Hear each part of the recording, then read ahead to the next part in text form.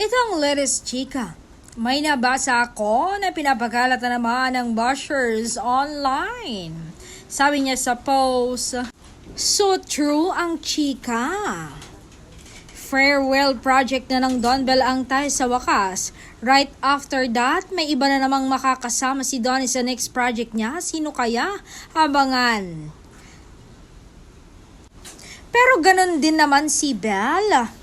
May project din siya ayon sa source.